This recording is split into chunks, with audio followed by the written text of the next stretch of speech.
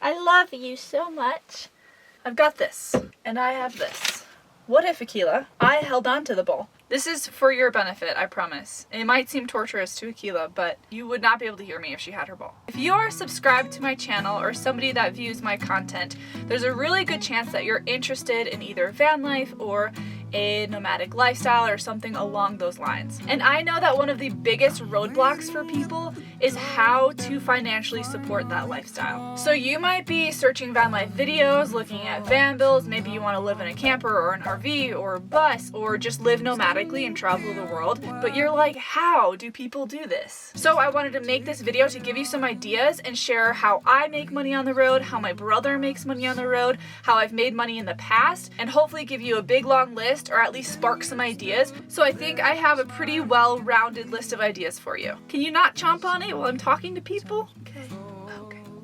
I'm going to try my very best to keep this straightforward, to the point, and just provide the information. My situation is a little bit unique because I have my own business. 2 years ago, I essentially took a service that is mostly in person and transferred it to an online platform. I got my degree in exercise science and physiology, so I created a health and fitness program online.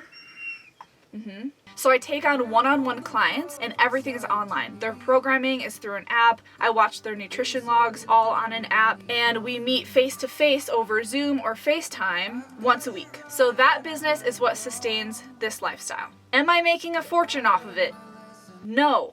Because honestly, that isn't what I value right now. My goal is not to make a ton of money. My goal is to have unique experiences and pack as much as I can into this very short lifetime. With that being said, yes, I am responsible and I have a little savings for emergencies and whatever. And of course, I'm a creator as well, so I do YouTube videos, but this doesn't necessarily pay all the bills, but it's something that I really enjoy doing and love the process of building it. One more thing about how I make money, I invested a lot of money that I didn't have at the start of my business. I invested in a business coach because I knew how to do none of it. So if you feel like you have a service that you could transfer to an online platform, that seems to be a pretty big thing happening these days, and you can definitely find a business coach to help you do that. Just make sure you do your research. All right, moving on. So my brother Noah, you guys have seen him a few times on this channel. He lives out of his truck. Noah's mode of income is completely different than mine. He works seasonally. During the summers, he works for a touristy sail company.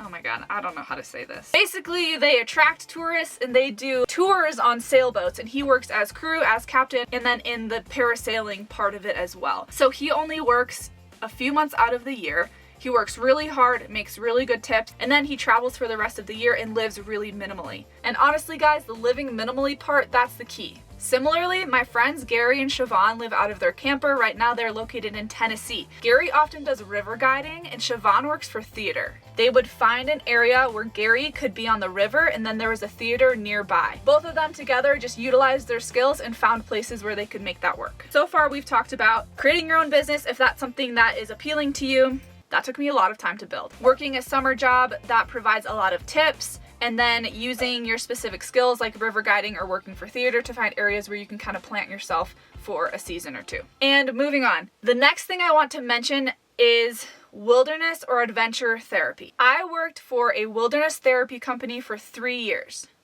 Bear with me. I wish that I lived in this van during that time.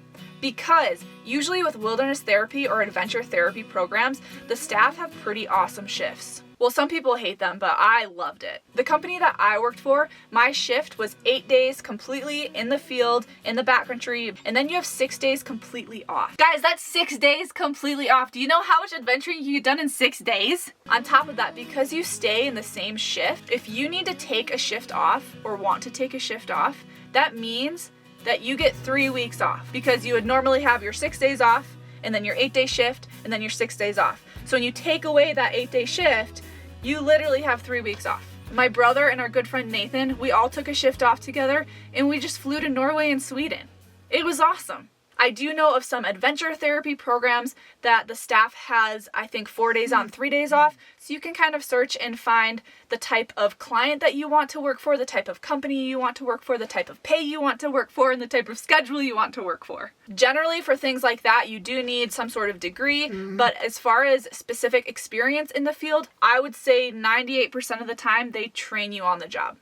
It's very job specific. And one more thing about that, the self-growth in those types of jobs is absolutely incredible. I would highly recommend anybody working for a wilderness therapy company because you will learn so much about yourself. I know we touched on seasonal jobs a little bit, but that is a really, really great option. Some of the top videos I found included these seasonal jobs. 1, a campground host. If you don't know what that means, basically it's the person that stays in the campground and oversees the campground for a specific amount of time. 2, working in the Amazon rainforest.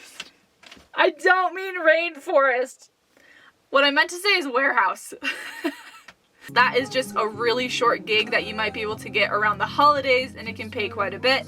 And 3, the sugar beet harvest. This is done in like colder states, like Michigan, North Dakota, and some other places, and it depends on the weather, but from what I looked up, you can make like $3,500 working 3 weeks harvesting sugar beets. Quick little note, I will drop some of the resources and YouTube videos that I found in the description if you want to look at these yourself. Lastly, I did a poll and I collected a bunch of people's favorite seasonal jobs. So I just want to list them off. I'll put them here on the screen so that you can have some great ideas of what maybe you could get into.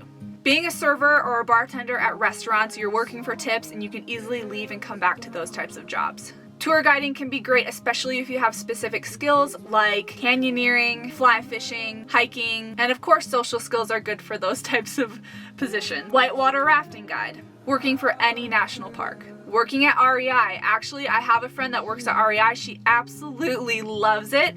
They get really great pro deals, they get treated really well, and their hours can be pretty flexible. From what I hear, don't hold me to that.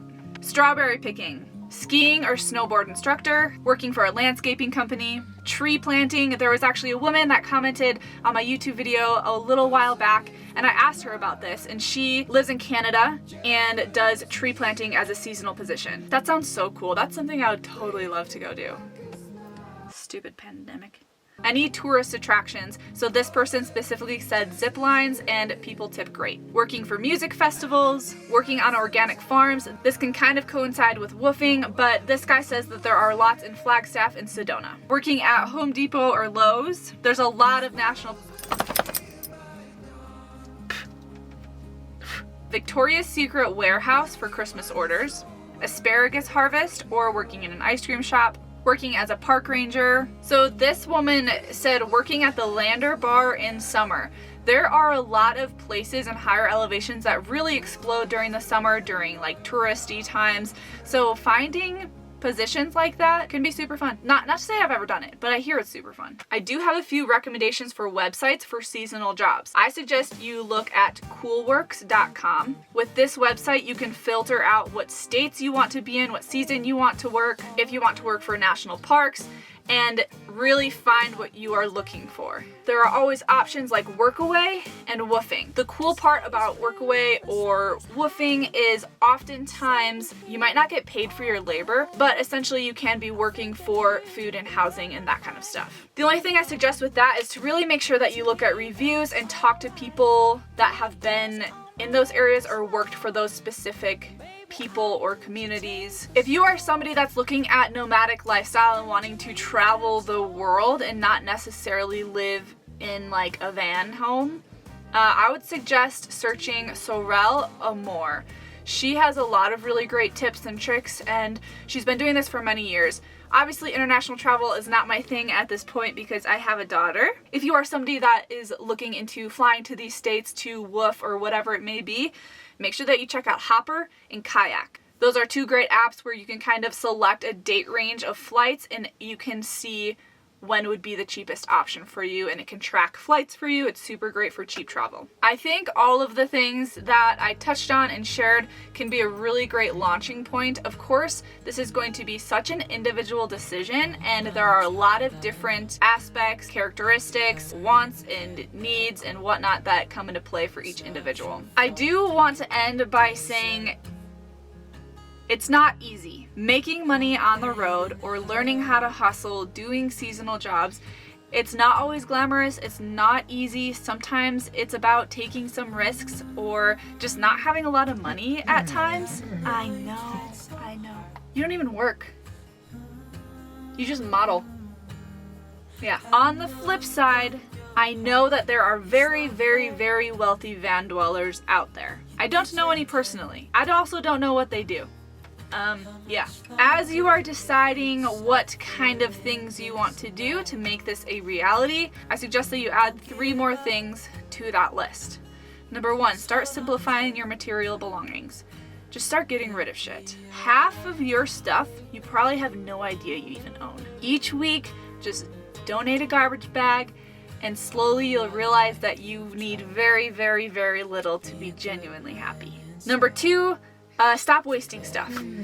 And the transition on the road is going to be a lot easier. And number 3, practice being uncomfortable. Start going out and camping in your car. Start going out and camping on the ground. Take a few weekends to go backpacking by yourself or with your partner or whoever you're planning on doing this lifestyle with. One of my absolute favorite quotes of all time that completely rings true to me and has for many, many years is along the lines of this: the more comfort you seek, the easier it is to be uncomfortable. Whereas the more discomfort you seek, the easier it is to feel comfort. So if you're looking into this lifestyle, just remember that and ease into it. Don't make like one huge leap.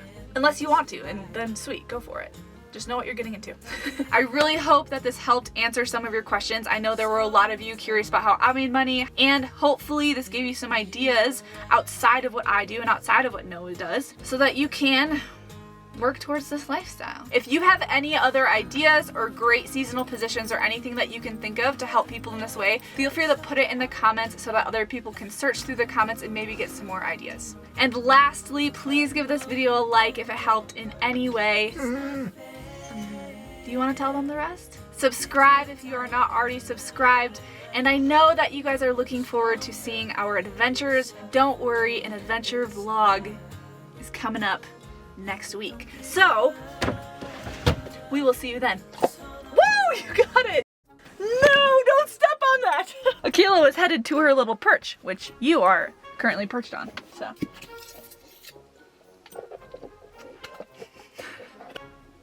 Thank you. If you have any, okay. Don't worry, an adventure, I know. An adventure vlog. I have 1 more sentence left. Next week. Oh, you missed it! Next week. Ah, you didn't catch it again! Next week. You almost broke my mug, dude. Shh. Next week. No, you didn't catch it! That was so good! So Akela and I will see you next week. Woo! She got that one. See you guys Sunday. When we wake, hear the birds and see the sun. Side by side our fears are done. All the good times just begun.